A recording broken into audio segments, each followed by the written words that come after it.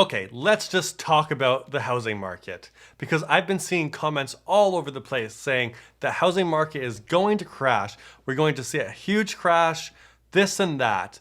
And honestly, I just can't really take it anymore because there is really no evidence that there's going to be any sort of major crash like in 2009. And that's what I keep seeing people saying, like, oh, this is going to be 2009 all over again. And really, there's nothing to back that up data wise because there's none of the same issues in place in the current housing market as we had in the 2009 crash. So, for example, subprime mortgages. We don't have that same level or anywhere near that. Today, people have double the equity in their homes than they did in 2009. So that alone is going to keep most people safe from foreclosing or having major problems with housing. And I'd really like to hear from you guys. What are your thoughts on the market? Do you think it's going to continue to crash? Do you think we're going to see something like 2009 all over again?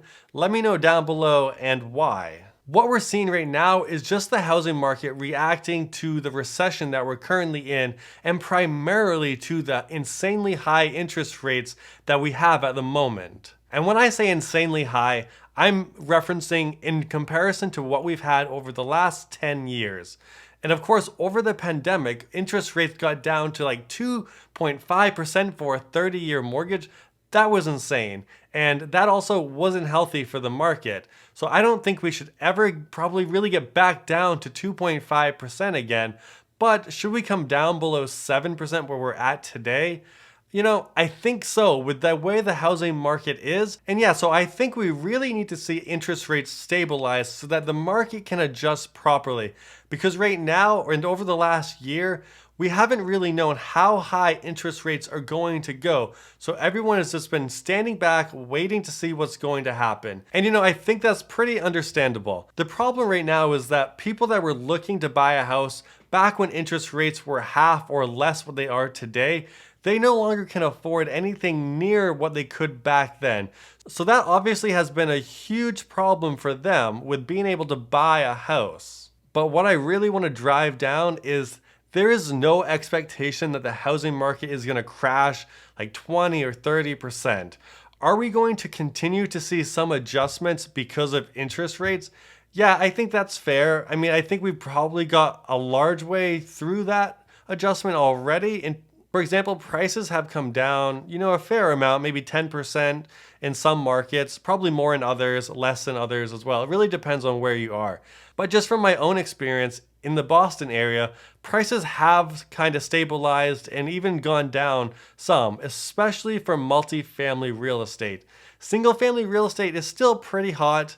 I think single family real estate today is a lot safer in most parts of the country, whereas multifamily, that's more geared towards investors. And I think right now investors are taking a pause right now for the most part just to see what happens between the economy and the interest rates. But yeah, there are just too many factors in the housing market that could allow for a major downfall in the market itself. For example, we have a huge shortage overall for real estate inventory to begin with. We're not building enough houses each year to keep up with the rising demand. And this has been a problem since 2009, really. I think even maybe 2006 it started, but especially after the housing market crashed in 2009, builders just slowed down like crazy. So now every year, the shortage of housing that's being built is widening over and over. And on top of that, I think a lot of people were also just getting used to how the real estate market was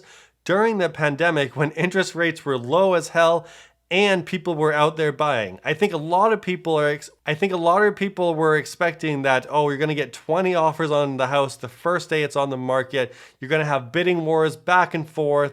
You're going to have maybe 20% over asking for offers.